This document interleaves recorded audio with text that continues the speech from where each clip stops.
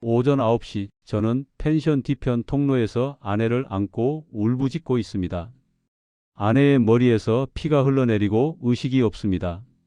밤사이 내린 소리에 미끄러져 쓰러진 것입니다. 저는 떨리는 손으로 119에 전화를 걸었습니다. 주소를 말하고 상황을 설명했습니다. 구급대원이 말합니다. 지금 출발합니다. 30분 정도 걸릴 겁니다.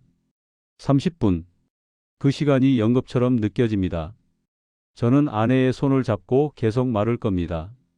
여보, 정신 차려요. 제발. 하지만 아내는 대답이 없습니다. 손은 점점 차가워지고 피는 멈추지 않습니다. 과거 교무실에서 선생님이라 불리던 사람이 지금은 얼어붙은 바닥에서 아내를 살려달라고 기도하고 있습니다. 멀리서 사이렌 소리가 들립니다. 점점 가까워집니다. 구급차가 도착하고 구급대원들이 아내를 들것에 싣습니다. 저도 함께 구급차에 올라탑니다. 구급대원이 말합니다. 가장 가까운 병원까지 40km입니다. 최대한 빨리 가겠습니다. 구급차 안에서 저는 아내의 손을 꽉 잡습니다. 차창 밖으로는 그토록 아름답다고 생각했던 산길이 지나갑니다. 하지만 이제 그 길이 저를 가두는 감옥처럼 느껴집니다. 이곳에 온 지 2년 반. 퇴직금 4억 원을 쏟아부은 꿈의 집이 지금은 아내의 목숨을 위협하는 곳이 되어버렸습니다. 이제 어디서부터 잘못됐는지 말해보려 합니다. 모든 건 퇴직식 날 박수 소리에서 시작됐습니다. 저는 서울 송파구의 한 중학교에서 33년간 국어를 가르쳤습니다. 매일 아침 7시면 교무실에 도착해 그날 수업 교재를 준비했고 방과 후에는 아이들 상담을 도맡았습니다. 담임을 맡은 해에는 학부모 상담까지 이어져 집에 돌아가는 시간이 밤 9시를 넘기기 일쑤였지만 그게 제 일이라고 생각했습니다. 아내도 같은 구에 있는 초등학교에서 28년을 근무했습니다. 우리 부부는 아침에 함께 출근해서 저녁에 함께 퇴근하는 삶을 살았습니다. 두 아들은 대학을 졸업하고 각자의 길을 가고 있었습니다. 큰아들은 IT 회사에 다니고 작은 아들은 대학원에서 공부하고 있었습니다. 송파구 아파트 대출은 10년 전에 다 갚았고 퇴직금과 연금을 합치면 노후 자금은 넉넉해 보였습니다. 하지만 정년을 석 달 앞두고 저는 이상한 공허함을 느끼기 시작했습니다. 33년간 분필 가루를 마시고 형광등 아래에서만 살았다는 자괴감이었습니다. 퇴근길 지하철 안에서 창밖을 보면 늘 어두웠습니다. 아침에도 어두웠고 저녁에도 어두웠습니다. 제가 햇빛 아래서 걸어본 게 언제였는지 기억이 나지 않았습니다. 어느 날 아내가 조용히 말했습니다. 우리 이제 우리를 위한 삶을 살아보면 안 될까요? 저는 그 말에 고개를 끄덕였습니다. 그렇게 우리 부부는 조용히 약속했습니다. 정년 후에는 다르게 살아보자고. 같은 학교에서 오래 근무했던 박 선생은 저보다 2살 많았습니다. 그 역시 정년 퇴직을 앞두고 있었는데 어느 날 복도에서 마주쳤을 때 이런 말을 했습니다. 나는 그냥 송파에서 평범하게 살 거야. 손자들 용돈 주고 가끔 등산 가고. 그게 제일 안전해. 저는 그 말을 듣고 속으로 생각했습니다.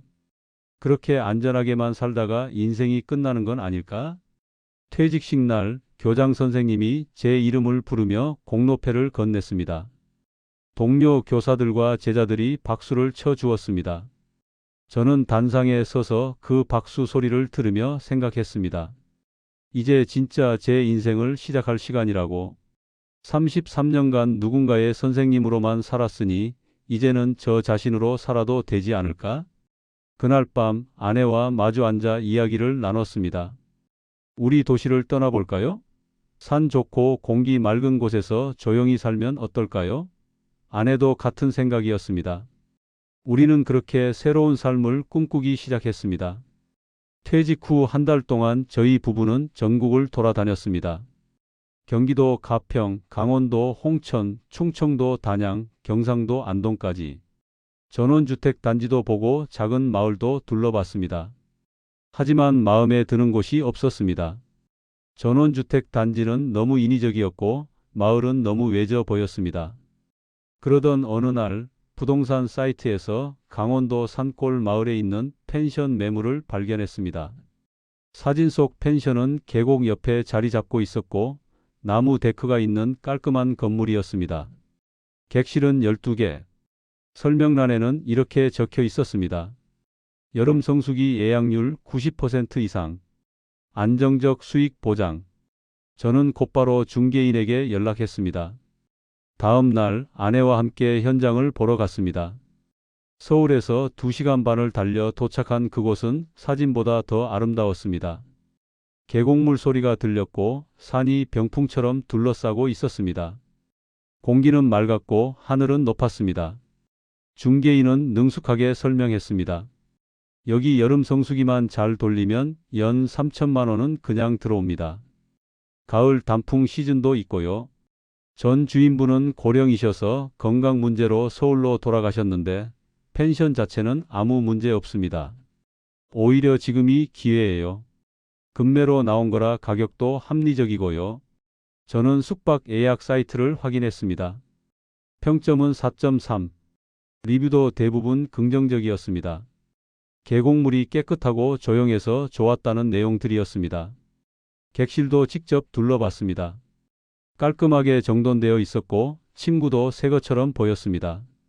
아내가 조심스럽게 물었습니다. 겨울에는 어떤가요? 중개인이 대답했습니다.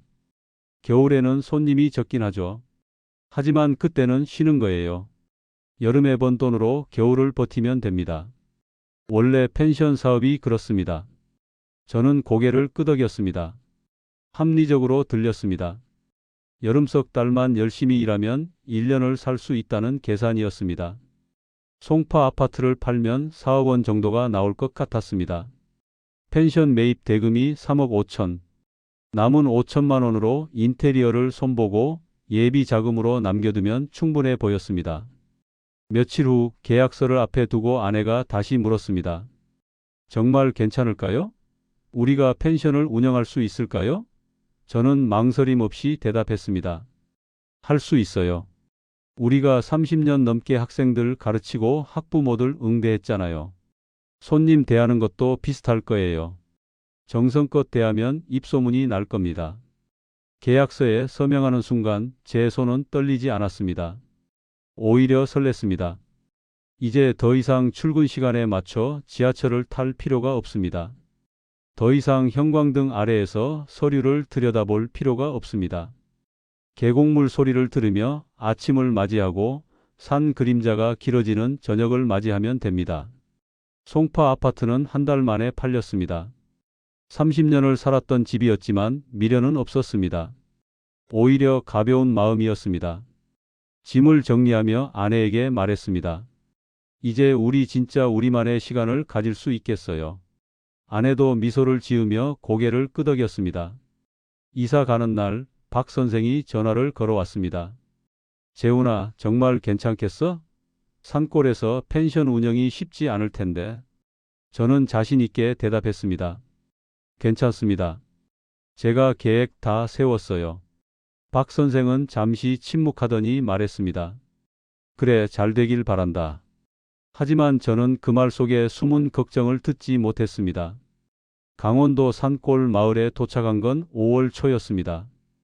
펜션 앞마당에 선이 계곡물 소리가 또렷하게 들렸고 실록이 눈부셨습니다. 저희 부부는 손을 잡고 펜션을 둘러봤습니다. 이제 이곳이 우리 집이라는 게 실감이 나지 않았습니다. 여름 성수기는 예상대로였습니다. 7월부터 8월까지 객실은 거의 만실이었습니다. 가족 단위 손님들이 계곡물에서 놀며 즐거워했고 아이들 웃음소리가 펜션을 가득 채웠습니다. 저는 손님들에게 주변 맛집을 안내하고 아내는 조식 준비를 도맡았습니다. 힘들었지만 보람이 있었습니다. 그런데 9월이 되자 예약이 뚝 끊겼습니다. 여름 내내 울리던 예약 알림이 더 이상 오지 않았습니다. 중개인에게 전화했더니 태연하게 대답했습니다. 비수기엔 원래 이래요. 내년 여름까지 버티면 됩니다. 문제는 그 버티는 것이었습니다. 손님이 없어도 보일러는 켜야 했습니다. 밤 기온이 영하로 떨어지면 배관이 얼어 터진다는 걸 뒤늦게 알았습니다. 이 마을은 도시가스가 들어오지 않아 LPG를 썼습니다. 첫 난방비 고지서를 받고 저는 멍해졌습니다. 한 달에 200만 원이 넘었습니다. 송파 아파트 관리비의 5배였습니다. 아내가 걱정스러운 얼굴로 물었습니다. 이렇게 나가면 여름에 번 돈이 금방 바닥날 것 같아요. 저는 억지로 웃으며 대답했습니다. 괜찮아요. 내년 여름에 다시 채우면 되잖아요. 하지만 속으로는 불안했습니다. 10월 어느 날 마을 이장이 찾아왔습니다. 처음엔 친절했습니다. 서울서 오셨다며? 여기 적응은 좀 되시나? 그런데 이내 본론을 꺼냈습니다. 마을 도로 포장하는데 신규 이주민은 500만 원씩 내셔야 합니다. 저는 깜짝 놀라 되물었습니다. 500만 원이요? 법적 근거가 있나요? 이장님은 차갑게 대답했습니다. 법은 무슨 법이요? 마을 규칙이 법이지. 여기서 장사하실 거면 당연히 내셔야죠. 저는 당황해서 생각 좀 해보겠다고 했습니다. 이장님은 눈빛이 차가워지며 돌아섰습니다. 그날 이후로 마을 사람들의 태도가 달라졌습니다. 마주쳐도 먼저 인사가 돌아오지 않았고 어떤 이는 고개를 돌려버렸습니다. 며칠 후 옆 펜션 주인이 찾아와 조용히 말했습니다. 형님, 마을 기금 얘기 들으셨죠? 여기서 장사하실 거면 그냥 내세요. 싸워봤자 좋을 거 하나도 없어요. 나는 서울에 살면서 여름에만 와요. 직접 운영은 안 해요. 관리인 월급 주고 맡기는 게 답입니다. 저는 그 말을 듣고 당황했습니다. 저는 여기서 살려고 모든 걸 정리하고 왔는데 이 사람은 서울에 살면서 여름에만 온다고 했습니다. 그 순간 깨달았습니다. 제가 너무 순진했다는 것을. 펜션 사업을 낭만으로 본 건 저뿐이었습니다. 겨울이 왔습니다. 12월 초 첫눈이 내렸습니다. 처음엔 아름다웠습니다. 하얀 눈이 펜션 지붕을 덮고 계곡 위로 쌓여가는 모습이 그림 같았습니다. 하지만 이틀 후 폭설이 쏟아졌습니다. 하룻밤 사이에 눈이 50cm 넘게 쌓였고 마을로 올라오는 도로는 완전히 막혔습니다. 제설차가 오지 않았습니다. 이장님께 전화했더니 차갑게 대답했습니다. 마을 발전 기금 안 낸 집은 우선순위에서 밀립니다. 사흘간 고립되었습니다. 다행히 손님은 없었지만 식료품이 떨어져 갔습니다. 아내와 라면으로 끼니를 때웠습니다. 손님은 당연히 없었습니다. 하지만 보일러는 끄지 못했습니다. 배관 동파를 막으려면 최소 온도를 유지해야 했습니다. 난방비만 한 달에 300만 원이 나갔습니다. 여름에 번 돈이 눈 녹듯 사라지고 있었습니다. 1월 중순 아내와 함께 원주에 장을 보러 갔습니다. 왕복 4시간이 걸렸지만 마을 슈퍼만으로는 필요한 물품을 다 구할 수 없었습니다. 저녁 무렵 펜션으로 돌아왔는데 현관문이 열려 있었습니다. 심장이 철렁 내려앉았습니다. 안으로 들어가니 거실이 엉망이었습니다. 서랍이 뒤집어져 있고 옷장 문이 열려 있었습니다. 아내가 비명을 질렀습니다. 침실로 달려간 아내의 목소리가 떨렸습니다. 여보, 폐물함이 없어졌어요. 결혼반지와 돌반지, 아내가 25살 때부터 모아온 금목걸이까지 전부 사라졌습니다. 아내는 주저앉아 울기 시작했습니다. 저는 떨리는 손으로 경찰에 신고했습니다. 경찰이 도착한 건 2시간 후였습니다. 가장 가까운 파출소가 30km 떨어져 있었습니다. 경찰은 현장을 둘러보더니 고개를 저었습니다. CCTV는 없으시죠? 이런 외진 마을은 범인 찾기 어렵습니다. 주민들한테 물어봐도 본 사람 없을 겁니다. 저는 허탈했습니다. 아내는 그날 밤 잠을 이루지 못했습니다. 봄이 되자 펜션 외벽에 곰팡이가 피어 있었습니다. 겨울 내내 습기와 동파가 반복되면서 배관 일부가 터졌습니다. 수리기사를 불렀더니 600만 원이 나왔습니다. 나무 데크는 뒤틀려서 교체가 필요했습니다. 또 500만 원이었습니다. 통장 잔고가 바닥을 드러내기 시작했습니다. 저는 은행에 가서 대출을 신청했습니다. 1억 원. 담당 직원이 물었습니다. 상환 계획은 어떻게 되시나요? 저는 대답했습니다. 올 여름 성수기에 갚을 겁니다. 직원은 고개를 끄덕였지만 눈빛은 의심스러워 보였습니다. 대출금이 들어온 날 아내가 조용히 말했습니다. 여보, 우리 이거 제대로 된 건가요? 저는 대답하지 못했습니다. 그저 아내의 손을 잡아줄 뿐이었습니다. 두 번째 여름이 왔습니다. 그런데 예약은 전년 대비 절반으로 줄었습니다. 주변에 새 펜션들이 생겨났고 리뷰 관리를 제대로 못한 탓에 평점이 떨어져 있었습니다. 손님들이 체크아웃하며 불만을 토로했습니다. 보일러 온수가 잘 안 나온다. 데크가 삐걱거린다. 와이파이가 느리더라. 저는 고개를 숙이며 사과했습니다. 8월이 끝나고 계산해 보니 수익은 1,500만 원에 불과했습니다. 전년도 절반이었습니다. 대출 이자만 한 달에 50만 원이었습니다. 이대로는 겨울을 버틸 수 없다는 걸 알았습니다. 그해 11월 이른 한파가 찾아왔습니다. 펜션 뒤편 보일러실로 가는 통로에 낙엽이 쌓여 있었습니다. 아내가 아침 일찍 나가 낙엽을 쓸고 있었습니다. 저는 객실 난방을 점검하고 있었습니다. 갑자기 뒤편에서 둔탁한 소리가 들렸습니다.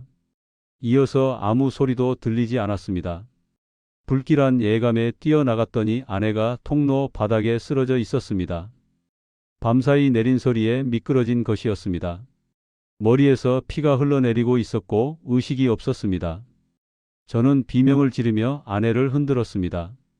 여보, 정신 차려요. 하지만 아내는 눈을 뜨지 않았습니다. 떨리는 손으로 119에 전화를 걸었습니다. 주소를 말하고 상황을 설명했습니다. 구급대원이 말했습니다. 지금 출발합니다. 30분 정도 걸릴 겁니다. 그 30분이 평생 가장 길었습니다. 저는 아내의 손을 잡고 울부짖었습니다. 제발, 제발 정신 차려요. 아내의 손은 점점 차가워졌습니다. 피는 멈추지 않았습니다. 구급차가 도착했을 때 저는 정신이 반쯤 나가 있었습니다. 구급대원들이 아내를 들것에 싣고 응급처치를 했습니다. 저도 함께 구급차에 올라탔습니다. 가장 가까운 병원은 40km 떨어진 읍내 종합병원이었습니다. 구급차는 사이렌을 울리며 달렸지만 구불구불한 산길은 끝이 없었습니다. 병원에 도착해 응급실로 들어갔습니다. 의사가 CT를 찍고 나서 심각한 표정으로 말했습니다. 뇌출혈입니다. 여기서는 수술이 불가능합니다. 서울에 있는 전문 병원으로 가셔야 합니다. 저는 멍하니 물었습니다. 서울이요? 지금요? 의사가 고개를 끄덕였습니다. 지금 바로 가셔야 합니다. 늦으면 위험합니다. 일단 응급처치만 하고 다시 119로 이송하겠습니다. 저는 주저앉을 것 같았습니다. 여기서 서울까지 또 2시간 반입니다. 아내가 버틸 수 있을까요? 1시간 후 아내는 다시 구급차에 실렸습니다. 저도 함께 탔습니다. 구급차 안에서 아내의 손을 잡고 기도했습니다. 차창 밖으로는 그토록 아름답다고 생각했던 산길이 지나갔습니다.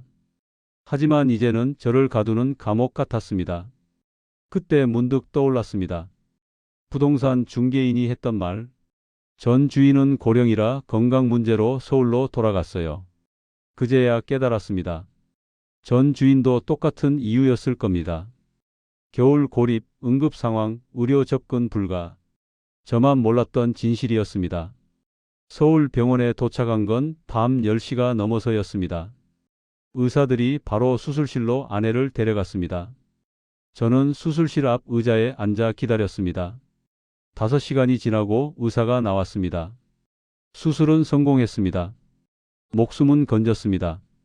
저는 그 자리에 주저앉아 울었습니다. 안도의 눈물이었지만 동시에 후회의 눈물이었습니다. 그날 밤 저는 결심했습니다. 더 이상 이곳에서는 살 수 없다고. 펜션은 급매로 내놓았습니다. 3억에 팔렸습니다. 1억은 손해, 1억은 대출 상환. 남은 돈은 1억뿐이었습니다. 저는 지금 경기도 구리시의 작은 투룸 빌라에 삽니다. 그 전에 살았던 송파 아파트는 매도 이후에 또 올라서 지금 저희의 형편으로는 도저히 들어갈 수가 없어.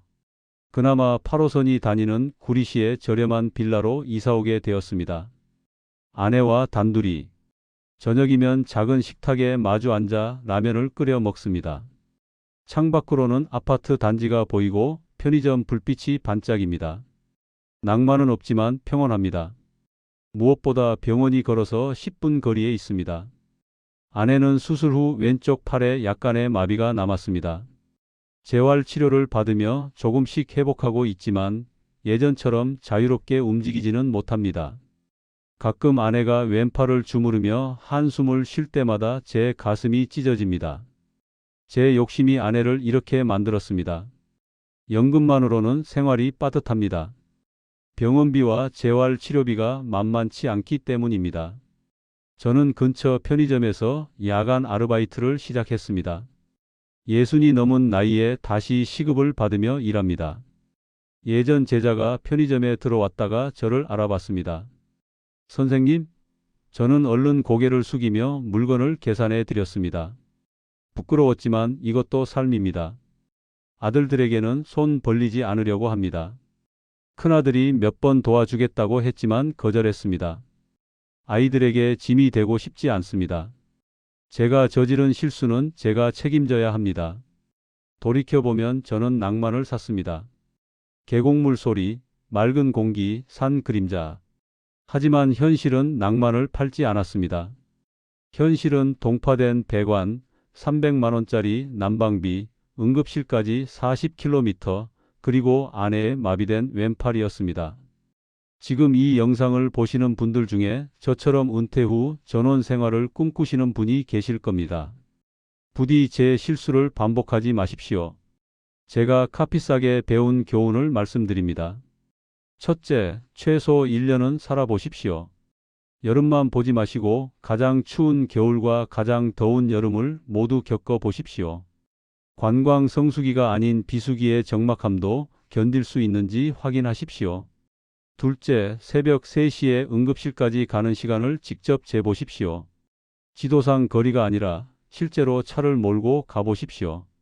겨울 폭설이 내렸을 때 그 길이 뚫릴 수 있는지도 확인하십시오.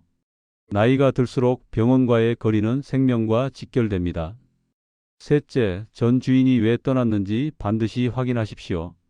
건강 문제라는 말 뒤에는 제가 겪은 것과 같은 이유가 숨어 있을 수 있습니다. 급매로 나온 물건에는 반드시 이유가 있습니다. 넷째, 도시가스 공급 여부, 제설 우선순위, 마을 규칙을 미리 알아보십시오. 낭만적인 사진 뒤에는 눈에 보이지 않는 비용과 의무가 숨어 있습니다. 마지막으로 박 선생님 말이 맞았습니다. 평범하게 사는 게 제일 안전합니다. 안전이 지루해 보일 수 있지만 그 지루함이 얼마나 소중한지는 잃고 나서야 알게 됩니다. 꿈은 아름답습니다. 하지만 살아가는 건 현실입니다. 부디 꿈과 현실 사이에서 균형을 잃지 마시길 바랍니다. 다음 이야기가 궁금하시다면 구독과 좋아요를 눌러주세요. 더욱더 재미있는 여러분들의 사연으로 찾아뵙겠습니다. 감사합니다.